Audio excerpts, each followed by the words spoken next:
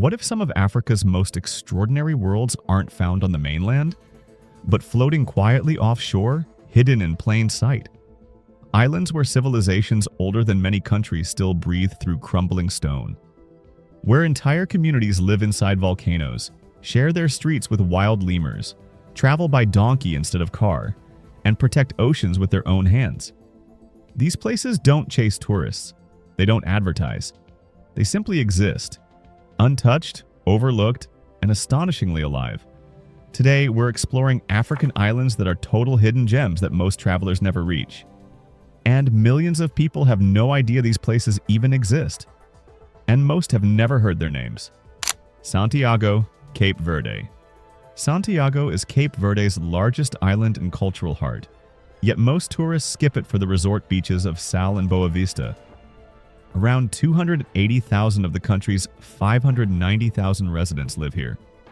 Rising sharply from the Atlantic, Santiago's rugged mountains create microclimates across the island. Its highest peak, Pico de Antonia, reaches nearly 1,400 meters, where clouds and greenery contrast dramatically with the dry coastline. The island's most powerful site is Cidade Velha, formerly Ribeira Grande, the first European colonial settlement in the tropics. Founded in 1462, this UNESCO World Heritage location contains ruined forts, the oldest colonial church in the world, and a chilling pillory where enslaved Africans were once sold. Today, about 1,200 people still live among the historic remains, blending modern life with a painful past. Nearby, the capital Praia is home to roughly 160,000 residents and retains a strong African identity. Bustling markets overflow with fruit, batuco rhythms fill the streets, and locals speak Crioulo, a vibrant fusion of Portuguese and West African languages. Mafia Island, Tanzania. Mafia Island offers everything Zanzibar promises: pristine beaches, crystal waters, and Swahili culture, without the crowds that have turned its famous neighbor into a tourist factory. Located about 160 kilometers south of Dar es Salaam, this 435 square kilometer island is home to roughly 46,000 residents, mainly in Kilindoni and small fishing villages along the coast. The local economy depends on coconut farming and fishing, with families preserving plantations passed down for generations. Palm groves fill the interior, while traditional dhows with triangular sails still dominate the harbors. What truly sets Mafia apart is its location along whale-shark migration routes. Between October and March, these gentle giants gather here in rare concentrations found nowhere else in East Africa. Established in 1995, the Mafia Island Marine Park protects 822 square kilometers of reefs and mangroves, rich in biodiversity. Tourism remains small-scale, supporting local guides and conservation efforts. Villages like Utende keep traditional life alive, making Mafia a rare example of authenticity without overdevelopment. Lamu Island, Kenya. Lamu Island feels frozen in time, and its roughly 25,000 permanent residents intend to keep it that way.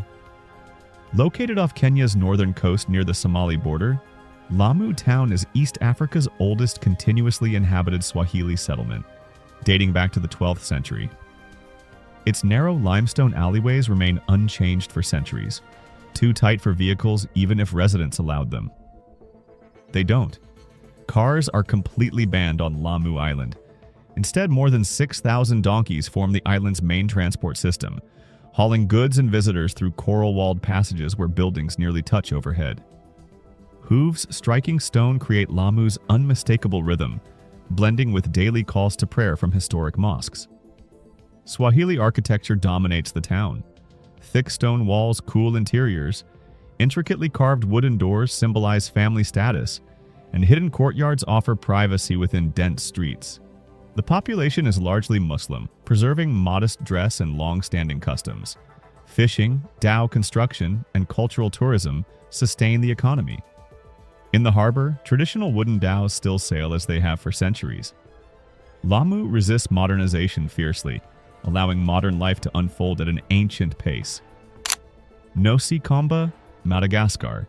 Nosy Comba rises from the Mozambique Channel like a steep volcanic cone. its lush slopes home to around 5,000 residents living entirely without motorized vehicles. Just 15 minutes by boat from Nosy, Madagascar's busy tourist hub, the island feels untouched and remote. Fertile volcanic soil feeds dense rainforest where black lemurs, sacred to the Sakalava people, wander freely between homes and pathways. The main village, Ampangorina, spills down the hillside in bright wooden houses, linked by narrow foot trails too sharp for anything on wheels. Locals coexist peacefully with lemurs, believing they are reincarnated ancestors who must be protected. While tourists can visit briefly, real immersion comes from staying in small family guest houses where daily village rhythms remain unchanged. Handmade crafts sustain the community. Women sew detailed embroidered linens and garments for sale along the shore, while men carve ebony and rosewood into animal sculptures. Fishing and small farms provide food. Life here moves slowly, measured by waves, lemur cries, and children's laughter drifting through the forested paths. Boubakou, Guinea-Bissau. Boubaké is the social and administrative heart of the Bisagos Archipelago, an 88-island chain off Guinea-Bissau's coast where cultures developed in deep isolation. Around 9,000 people live here, preserving rare traditions, especially a matriarchal system in which women control property, lead courtship, and hold strong political authority.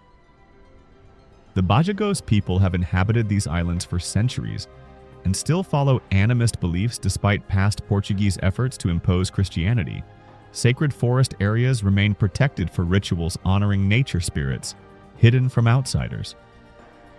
Daily life runs on fishing, cashew farming, and palm wine, while markets follow tidal cycles and ceremonial calendars instead of Western time.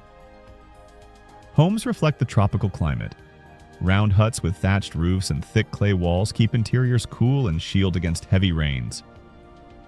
Villages line the coast for direct access to fishing and mangrove resources, and surrounding waters remain rich with marine life caught using wooden pirogues and hand-woven nets. Boubaké reveals a society where women's authority is cultural, not symbolic. With few visitors and minimal infrastructure, it remains one of West Africa's most authentic hidden worlds. Rodrigues Island, Mauritius.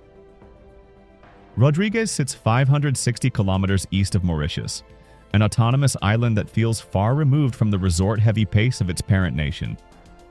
About 43,000 permanent residents, mostly Creole Catholics, live here, preserving traditions that have disappeared elsewhere in the Mascarene Islands.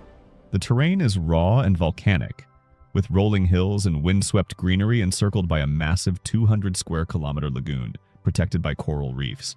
Octopus fishing is still a daily ritual and a key source of income. Women walk into the shallow lagoon at low tide, tapping rocks and coral with sticks to find octopuses hiding below. After catching them, they tenderize the meat against stones and leave it to dry under the sun. An age-old method unchanged for generations and rarely seen by outsiders. Craftsmanship thrives too. Using vacuous leaves, women weave baskets, mats, and hats, sold at Port Matherin's lively Saturday market, the island's cultural heart. Life moves slower here. Little traffic, strong community ties, and almost no crime. Rodrigues has deliberately avoided mass tourism, favoring small guest houses and local eateries over resorts, protecting an authenticity that feels increasingly rare. Moheli, Comoros. Moheli is the smallest and quietest of the three main Comoran islands, home to around 50,000 residents who proudly act as environmental stewards. Located in the Mozambique Channel between Madagascar and Mozambique, this 211-square-kilometer volcanic island is defined by steep forested mountains that fall dramatically toward untouched beaches where marine turtles have nested for centuries. What truly sets Moheli apart is its community-driven conservation. In 2001, locals helped establish the Moheli Marine Park, Africa's first marine reserve jointly managed by residents and government authorities. Villagers patrol nesting beaches, regulate fishing zones, and protect coral habitats they personally depend on. The results have been powerful. Turtle numbers have risen, marine life has stabilized, and ecotourism now supports families without disrupting traditional island life. The capital, Famboni, with about 15,000 residents, sits along the coast surrounded by vanilla fields and ilang-ilang distilleries. With only a few guest houses and limited transport, Moheli remains peaceful, proving that protecting nature can preserve both culture and livelihood. Ibio Island, Mozambique. Ibo Island sits in the Quirimbas archipelago off northern Mozambique, a tiny 2.5 square kilometer island layered with history. Around 5,000 residents live among sprawling 16th century Portuguese ruins, crumbling forts, fading mansions, and churches whose Baroque details still cling to weathered walls. During colonial rule, Ibo was a key trading post linked to the export of enslaved people and ivory before later shifting to sisal production. After Mozambique's independence in 1975 and the capital's relocation to Pemba, elites left, abandoning grand structures that locals gradually repurposed. Today, families live inside hollow colonial buildings, children play where governors once ruled, and vendors sell goods beneath arches tied to a darker past, creating a setting both striking and unsettling. The island also preserves centuries-old silver filigree traditions introduced through Arab trade. Skilled artisans spend weeks crafting delicate jewelry now sold to rare visitors. Modern life remains isolated. No banks, unreliable electricity, and transport by wind-dependent dhows. The remoteness keeps Ibo authentic, but also traps it in time. Pemba Island, Tanzania. Pemba Island rises from the Indian Ocean about 50 kilometers north of Zanzibar, yet remains far less developed than its famous neighbor. Known as the Green Island for its dense vegetation, Pemba is home to roughly 406,000 residents, most living in Chake and small rural villages, spread across its 988 square kilometers. The island's economy depends almost entirely on cloves.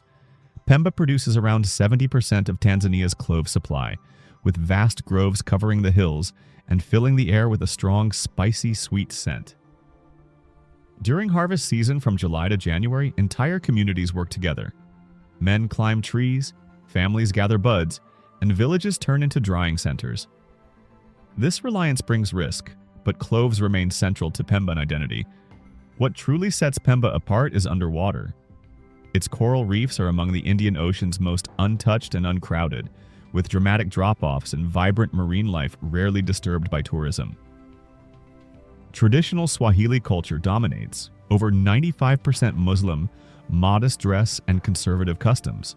Visitors are welcomed, but respect for local values is essential, making Pemba ideal for travelers seeking authenticity over luxury. Príncipe, São Tomé e Príncipe.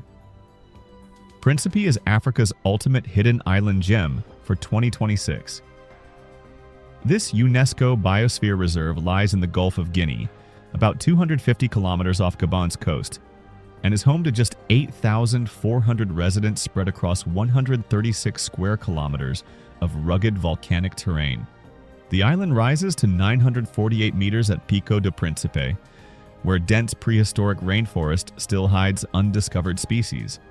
Isolation shaped extraordinary wildlife, rare endemic birds, unusual orchids, and insects found nowhere else. Walking through the forest feels ancient. Towering trees covered in epiphytes form cathedral-like canopies while bird calls echo through the mist. Santo Antonio, the main town, holds around 1,200 people in colorful colonial buildings around a quiet plaza. The local economy depends on cocoa, fishing, and small-scale farming, with bananas and breadfruit thriving in fertile volcanic soil. Daily life remains deeply traditional. Tourism is intentionally minimal. One luxury eco-lodge, a few guest houses, and guided access to protected wilderness.